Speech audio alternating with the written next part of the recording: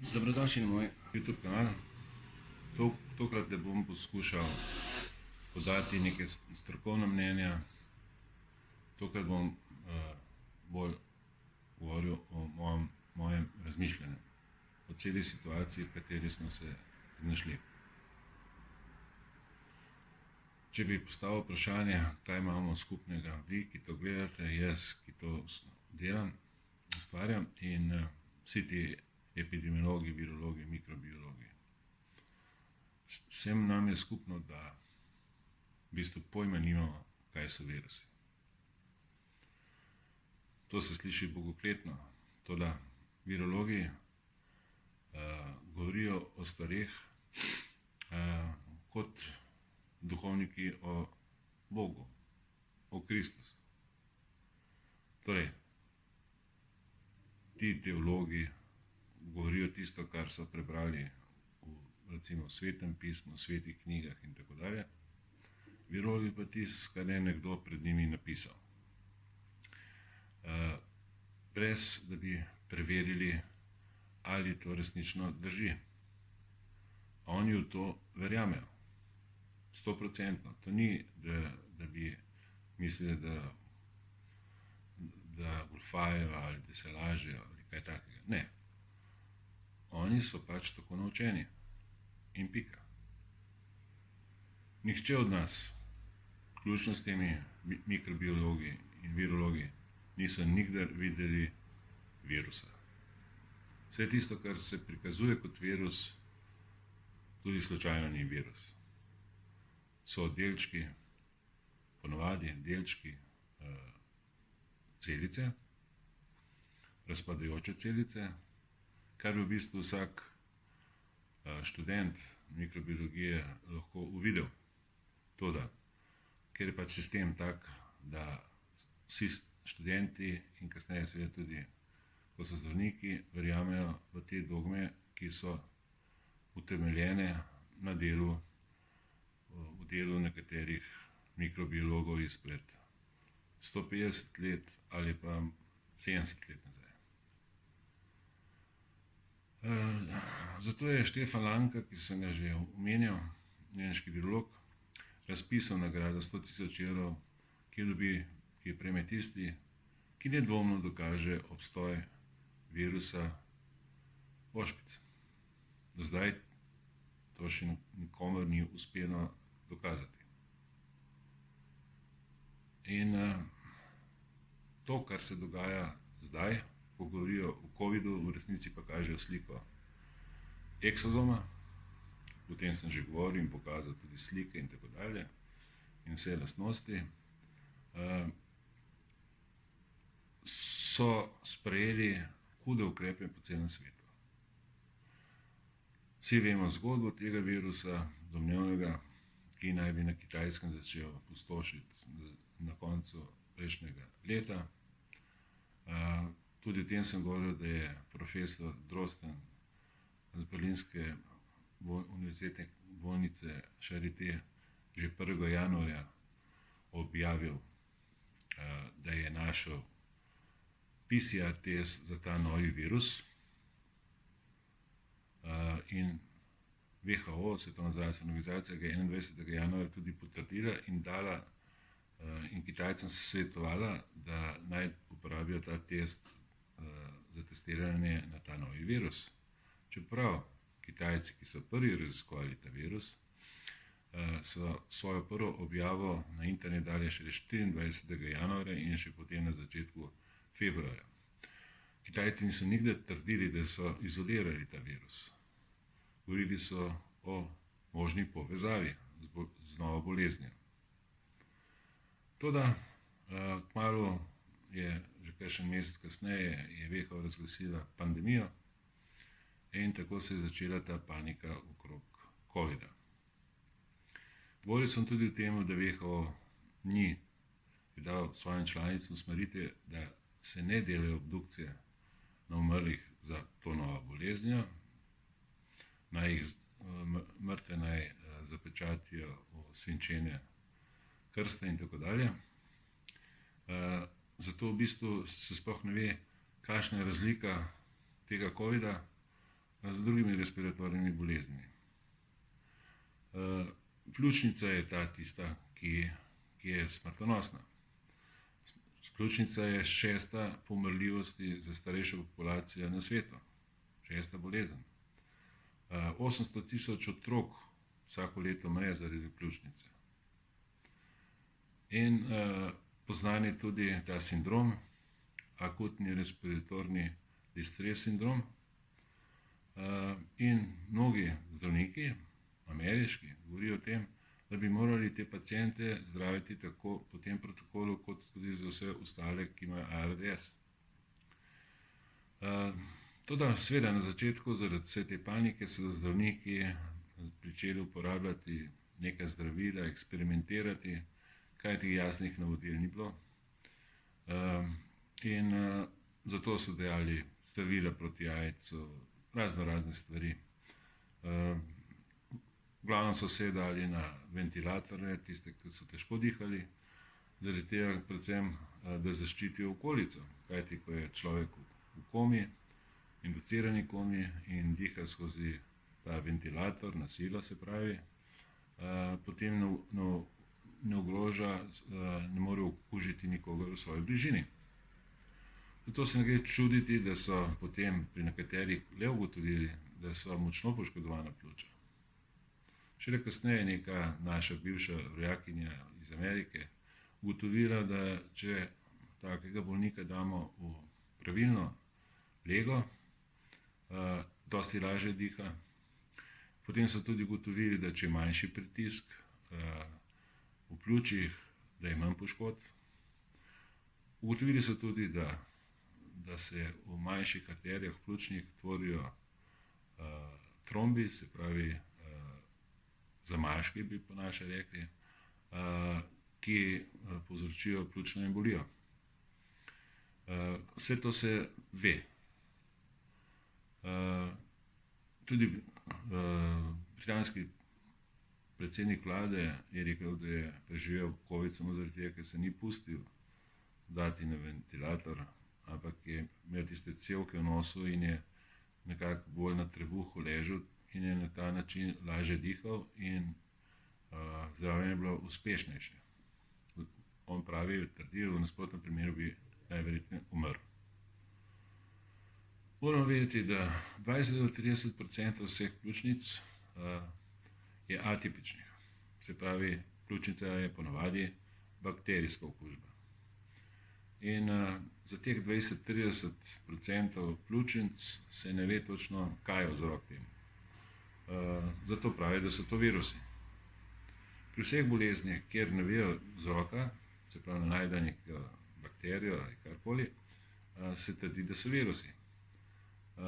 Čeprav, kot sem rekel, virusa še nikdar niso izolirali, torej je neviden. Ta teorija, da je to nek organizem, ki je organizem, pa ni, je mrtev organizem, tudi ko pride v celico, oživi in se začne razmnoževati, je za lase potegnjeno. To je bolj znanstvena fantastika kot dejstvo. Zakaj prihaja potem do bolezni, okužb, gripe in tako dalje vsako leto? Angleški pisatelj Hitchens je razvil svojo teorijo, ki danes se imenujejo Hitchensova britev ali britvica. Idejo je sicer dobil od angleškega meniha iz zgodnjega 14. stoletja in ta se imenuje Ockhamova britev ali britvica. Ta menih in filozof je rekel, da pač subjekti se ne smejo množiti brez potrebe. V bistvu je hotel povedati enostavno. Če imamo neki stvari več teorij, najverjetneje pravilna tista, ki je najbolj enostavna. Kot je recimo Einsteinova formula EM krat C na kvadrat. To so enostavni odgovori. Pri virologiji enostavnih odgovorov ni. To je tako zapleteno, kot sem rekel, znanstvena fantastika. Hitchensova britev pa pravi v bistvu tako. Ni nas, se pravi, če neka stran trdi nekaj, mora to tudi dokazati. In ni na nasprotni strani, da dokazuje, da je ta teorija napačna. In prav to se dogaja pri virologiji. Oni niso dokazali obstoj virusov, toda vsakdo, ki dvomi v to teorijo, mu rečejo, pa dokažite, da ta teorija ne drži. In začnejo govoriti o posrednih dokazih.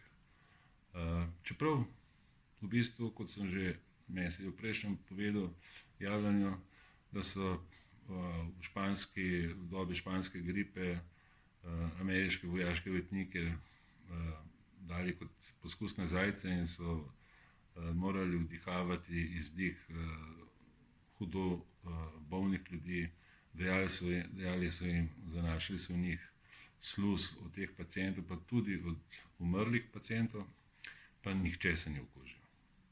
In tu pridemo še do teh famoznih mask. Tudi to se je takrat zgodilo v Ameriki. V San Franciscu v obdobju španske gripe je bila obvezna nošnja mask. Na drugi strani celine pa v Bostonu tega ni bilo potrebno. Primerjali so rezultate obeh mest in so ugotovili, da v bistvu ni bilo razlike niti po stopnji obolelosti, niti po stopnji umrljivosti za to tako imenovano špansko gripo. Torej, te danes strokovnjaki pravijo, ja, veste, to so bile slabe maske, danes imamo boljše maske. In če smo že pri maskah, naj omenim tudi te slovenske mlade zdravnike, ki so na Jožef Stefanu inštitutu preizkušali, kako dobra zaščita so maske. In so kao dokazali, da so izredna zaščita. To so seveda naredili v laboratoriju in gledali so prašne delce. Prašni delci, prosim, to nima veze z virusom. Virus je po njihovo od 1000 do 10.000 manjši od luknjic v maski. Še najboljša zaščita so seveda N95 maske, ki so v bistvu respiratorji, ki jih uporabljajo kirurgi. Torej, te maske ne ščitijo pred virusi, temveč pred bakterijami. Ko operirajo, pač ne smejo zanesti bakterije v odprto človeško telo. Kanadski znanstvenik Denis Rancourt je letos objavil mega študijo, v bistvu on je pogledal meta študije v zadnjih 10-15 letih, ki se nanašajo na maske, koliko one zaščitijo pred okužbami. Te študije, ki jih je on pregledoval, so bile dvojno slepe študije s kontrolno grupo in tako dalje, se pravi, tako kot se v bistvu znanost, eksperimenti morajo početi. In rezultat je bil, da maske ne zaščitijo pred raznašanjem tako imenovanih virusov. Seveda, še nikdar v zgodovini človeštva ni bilo toliko denarja namenjeno za različne raziskave glede covida. Samo na Kitajskem so naredili, meni se zdi, 23.000 raziskav. Koliko v celem svetu pomenjam, verjetno pa je to veliko. In tako pol te znanstveniki v laboratoriju preizkušajo, koliko časa virus preživi na kljukah, na kovinskih površinah, v zraku, na hrani in tako dalje. To so seveda nepomembni podatki, kajti v bistvu nihče ne ve, ker tudi virusa ne pozna, kako bo pol vedel, koliko je ta virus, če ga sploh ne more določiti. In tukaj pridemo še do teh famoznih PCR testov. Vemo, da se v zadnjem času močno zvišalo število testiranj s tem PCR testom. Baje so v Sloveniji spremenili PCR test in zato se ne gre čuditi, da je skoraj vedno 1/3 testiranih tudi okuženih. Kar je seveda čista neumnost. Če bi bilo to res, bi lahko bili priča ljudem, ki padajo po cesti, umirajo in tako dalje. To je vse zgrešeno. To ni res in ne more biti res. Je pa zaradi tega seveda več umrlih, ker smo v obdobju začetek pozne jeseni, ljudje zbolevajo, predvsem pa ti ljudje so bili že spomladi, v bistvu niso imeli dostopa do sonca in raven D-vitamina je zelo nizka, kar je že itak ponovadi tako. V Sloveniji to je normalno, da imamo zelo malo. 80% ljudi imamo premalo D-vitamina, predvsem v teh jesenskih, zimskih, zgodnjih spomladanskih dnevih. Starejši ljudje so bili prestrašeni, zadrževali so se tudi poleti v sobah, v stanovanjih, kajti oblasti so skozi opozarjale, da je še vedno virus tu med nami. In zato je prišlo tudi do večje smrtnosti, kar je dokazano z raziskavami glede D-vitamina, recimo v Španiji, pa še nekod drugod. Malo sem pogledal po svetovni statistiki in ugotovil, da države, ki so ob ekvatorju, predvsem so to afriške države, plus Kitajska, ki pa ima vse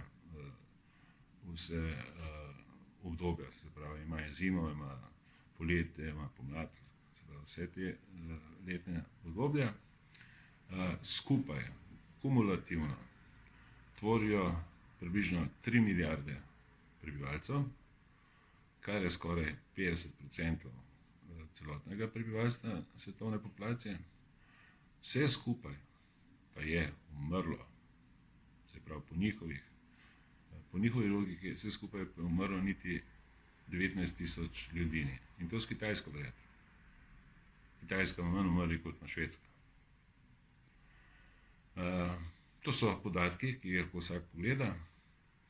Dobro, če bi prišli še Indijo, ki je tudi v tem nekaj pasu, potem bi se to smrtno zvišalo za tistih 120-130 tisoč, vendar bi s tem dodali še 1,5 milijarde in bi prišli na 4 milijarde 400 nekaj takega.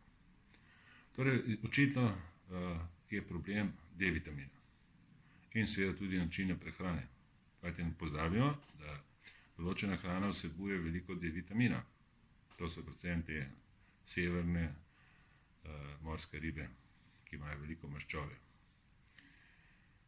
Torej, kot sem že rekel, medicina ni znanost, jo pa uporablja. In zdaj vsi ti študenti, ki študirajo medicino, oni se v glavnem učijo razen tistih osnov, anatomije in potem razni sistemi, organi in tako dalje, se v glavnem največ učijo o zdravilih, za katere bolezni se katero zdravilo uporablja, katera zdravila se ne smejo dajati hkrati in tako dalje, in kakšni so stranski učinki in bla bla bla. V medicini je čista hierarhija, ki ste jo uvedla, seveda, to sem tudi že povedal, Rockefeller in Carnegie, dva najbogatejša zemljana na svetu, ki sta bila seveda v naftni industriji. Tu je potem priskočil še Rothschild in tako je v okviru Lige narodov, ki je bil zametek Svetovne zdravstvene organizacije, danes je pa glavni financer, vemo kdo, Bill Gates. Torej, tu je neka agenda, ki se ponavlja. In sicer države naj bi sledile vsem tem smernicam, ki jih podaja WHO, in zato tu so podporniki farmacevtske družbe, pa te proizvajalci opreme in diagnostičnih aparatur in tako dalje. To je velik biznis in kot vsaka industrija so tudi tu lobisti in tu je korupcija in tako dalje, kar sem tudi že govoril o tem. Torej, zdravniki so v bistvu, oni prodajajo zdravila.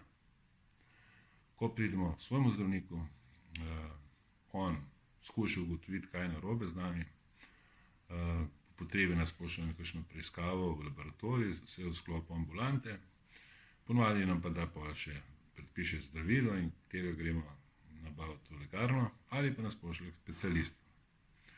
Zdravniki ne smejo kaj dosti drugega delati, oni počnejo pač mehansko tisto, kar morajo početi. Oni nimajo holističnega pristopa do človeka, človek je se pravi jaz, pa moj sosed, pa nekdo, smo vsi isti, kar seveda ni res. Smo vsi ljudje, tudi zelo različni. In njihov pristop je pa enak. Tako za Jana, za Franca in za mene. In to je največja napaka te medicine. Nihče, recimo v primeru COVID-a, ni delal raziskave. Koliko teh starejših ljudi je imalo kakšna in kakšna zdravila, koliko zdravil in kakšna. Ameriški podatki pravijo, da drugače starejši od 65 let v povprečju imajo 15 zdravil na dan. Samo 2 ali 3 zdravila od teh so namenjena kao zdravljenju človeka, ostali so pa za stranske učinke teh zdravil. Vsako zdravilo, vsa zdravila so sintetična, so za telo strup, ker jih telo ne pozna. Zdravniki ne bodo nikdar predpisali vitamina ali kaj takega, zaradi tega, ker to ni dobičkonosno. Je pa, recimo primer, moja partnerica je pred kakšnim mesecem, ko sem jaz objavil video glede D-vitamina in v vezi z COVID-om, je bila na pregledu pri svojem zdravniku in ga je vprašala, kaj on meni glede D-vitamina, ali res ščiti pred COVID-om in ali res tudi pomaga v slučaju te bolezni. Ta človek se je začel od srca smejati in je za nasmeh ironično rekel, da ste to slišali od kakšne zdravnike na tržnici. To veliko pove o razmišljanju teh naših zdravnikov. Torej, kot sem rekel, medicina ni znanost in tudi virologija ni znanost. Pri zdravljenju je pri teh smernicah, kako zdraviti neko bolezen, kaj je tisto novega, kar bi zdravniki morali uporabljati in tako dalje, so to v glavnem študije, ki so objavljene v najuglednejših medicinskih revijah, kot je to recimo Nature, The Lancet ali JAMA oziroma Journal of American Medical Association. In tam je ta tekma, kdo bo imel, kateremu bojo članek objavili. Seveda, vsi znanstveniki se borijo za svoj vsakdanji kruh. Če ima referenco, da je objavil v kakšni ugledni reviji več člankov, je njegov rating takoj višji in tudi dobi izdatnejša sredstva na voljo za svoje raziskave. To se dogaja in to se je dogajalo že prej, so potvorjeni rezultati v teh študijah in tudi ko znanost uvrže neke teorije, neke trditve, še leta in leta kasneje se pisci drugih člankov sklicujejo na te reference. In nihče ne uvidi tega in bi rekel, ne, to pa nam objavlja, reference napačna. Ne, to se ne počne. Tudi tu smo videli v primeru COVID-a, da je korejski znanstvenik, ki je prvi v Koreji raziskoval novi koronavirus, takoj zapisal laž in se skliceval na referenco grškega znanstvenika Paraskevisa, kajti on naj bi trdil, da je koronavirus povzročitelj COVID-19, kar seveda tega ni bilo. Toda, tako se temu dela, ustreže in potem to raste po celem svetu, se vse to razve, še mediji tukaj napihujejo in se sklicujejo na te raziskave, v bistvu so pa te raziskave zelo nezanesljive in celo napačne in zavajajoče. John Ioannidis je najbolj citiran znanstvenik na svetu. On v Grčiji je neka zdravnica mu povedala, da kroži po bolnici zgodba, da albanskim imigrantom dosti več pogosteje operirajo slepič kot Grkom. On je naročil, ne opravi študijo, naj pogleda, če je temu res tako. In ona se je vrla v delo in njene ugotovitve so bile, 2 do 3 več Albancem so vzeli slepič, operirali slepič, in v glavnem dostikrat je bilo tudi popolnoma nepotrebna operacija.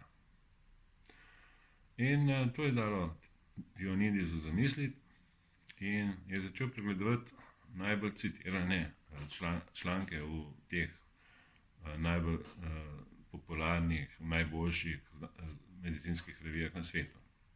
In je ugotovil, da je od 49 najbolj citiranih raziskav 45 trdilo, da so našli nek preboj naredili na področju medicine.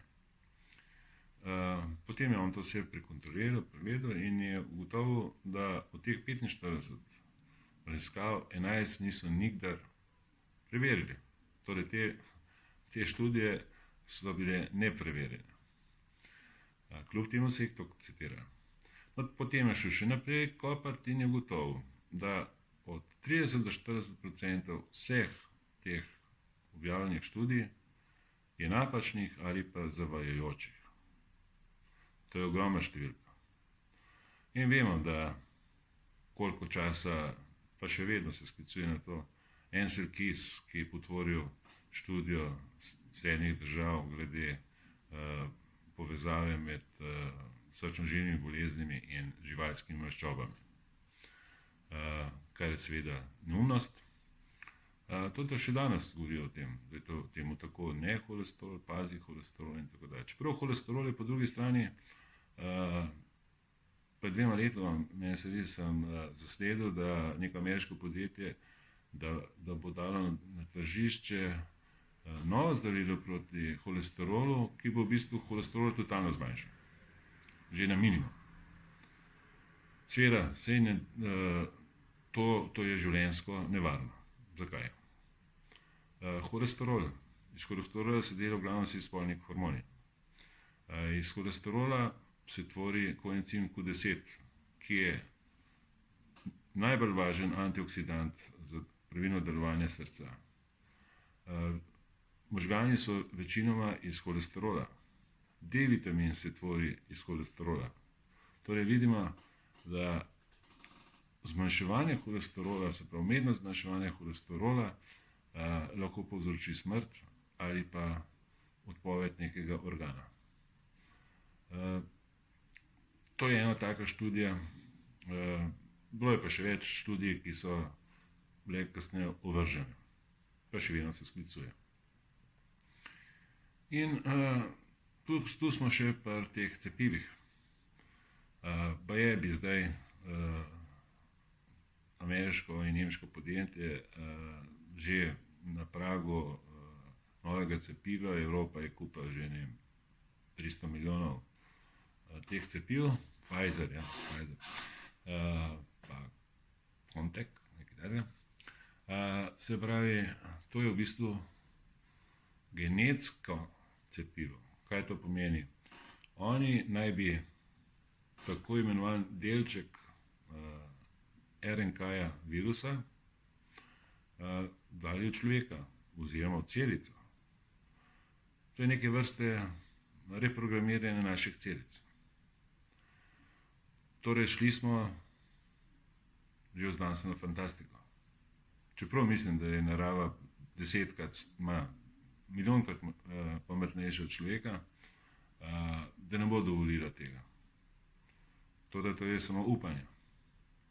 Torej, to cepivo naj bi rešilo svet. Se pravi, tistih par milijard, ki imajo probleme s COVID-om. Polovica sveta nima problema s COVID-om, ponekod ga sploh ne poznajo. Toda politiki, virologi in tako dalje, vsi te, ki nas omejujejo že ves čas, oni govorijo, da dokler ni učinkovitega zdravila, cepiva, bo potreba še uvajati te ostre ukrepe. In potem, ko bo pa to cepivo, potem bo prekrasno, noben ne bo umrl, vsi bomo živeli in tako dalje. Seveda, to je čista bedarija. Če vemo, da da je cepivo proti gripi od 30 do 60% recimo uspešno in to vse pogojno, kajti nikdar ne pogledajo, koliko je pa zbirali tisti, ki se niso cepili.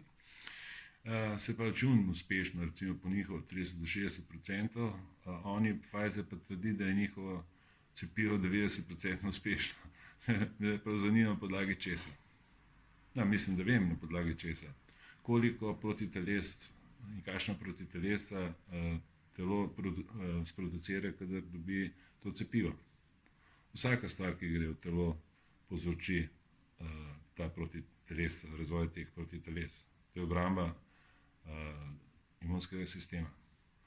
Torej, oni trdijo, da je 90% zaščita, kar je seveda čista nujnost.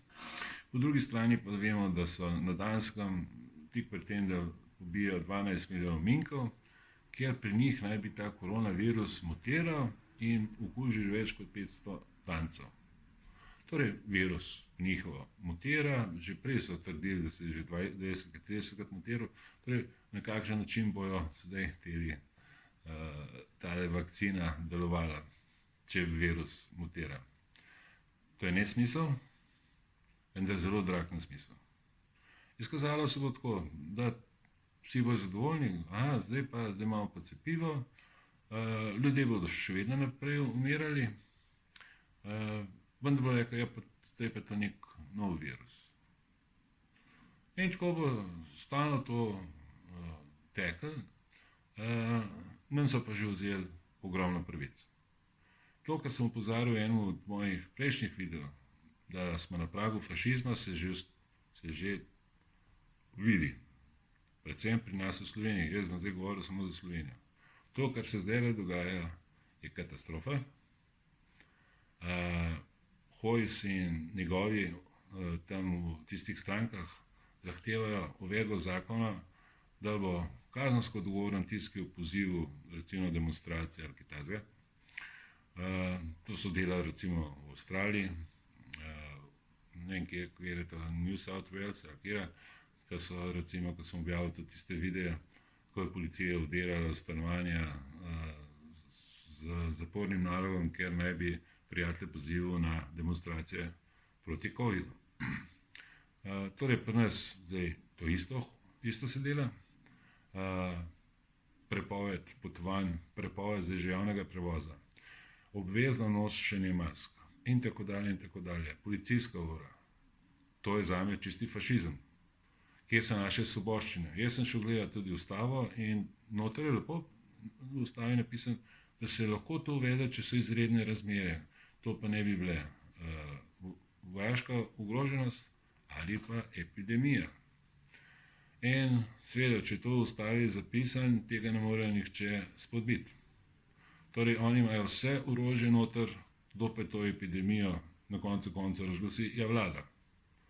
Torej, na podlagi rekla kazala, na podlagi tiste, ki je rekel zdravnik, da je rekla branjevka na tržnici. V bistvu je to isto. In prav danes se je zgodilo, sem bil s partnerko v mestu, so bila na tržnici, en se je šla tam na pijačo, seveda zunaj, so pili v plastičnih kozarcih in nakar pridejo dve policijski in policaji in naravno s nama. In kako to, da so si v sorodu? Se rekel, ne, mi da so partnerja. Pokažite legitimacije. Seveda jaz nimam, mi da nimajo skupnega naslova, vsak ima svoj stalno bivališče in ste rekli, to je pa vsak po 400 evrov kazni. Prosim, pa kaj je z vami?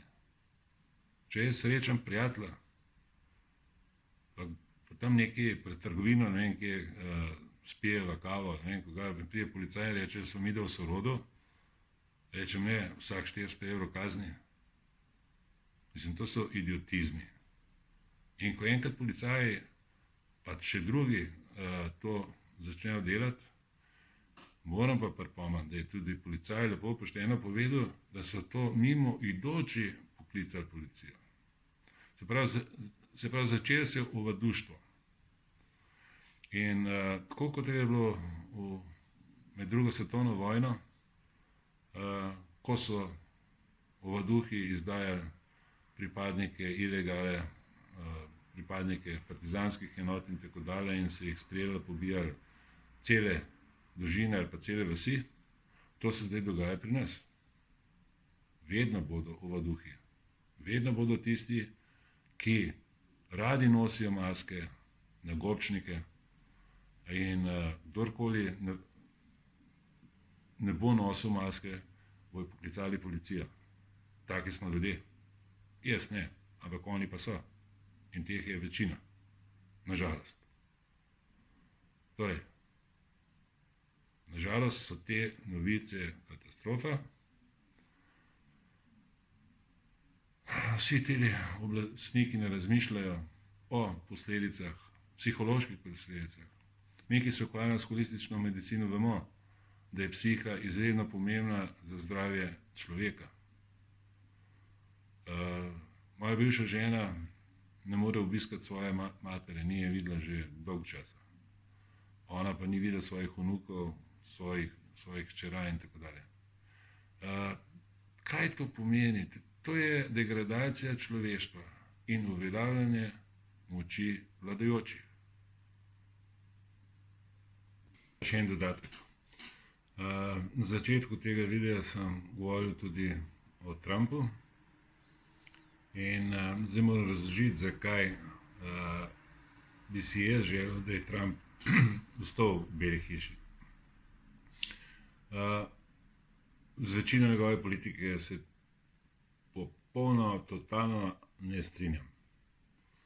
Mu pa priznam, da je to edini ameriški predsednik v kolikih desetletjih, ki ni začel nobene vojne.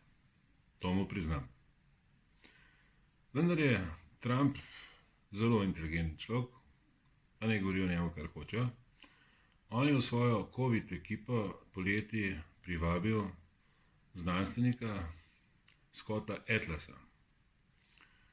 Sicer po stroki je nevroradiolog, vendar v glavnem se ukvarja z zdravstveno politiko. Še preden je on stopil ta njegov tim, je on v prvem valu COVID-a opravil s svojimi sodelavci veliko raziskavo in je gotovo sledeče. Zaradi COVID-a, pač on je to statistično se obdelal, zaradi COVID-a je Amerika izgubila približno 700.000 let življenja. Se pravi, nekje povprečna starost, če recimo 80 let, pa je človek od COVID-a umrl, ki je bil star 75, je to 5 let izgube. Jaz si tako predstavljam, da je to počel. Ugotovil pa je, da so po drugi strani Američani izgubili 1,5 milijona let, če ne celo več. Se pravi, 2-krat več življenja so izgubili zaradi lockdowna. Kajti, tudi sami to lahko občutite. Kadar je lockdown, so ne nujni, kako rečejo, zdravstvene storitve nedosegljive.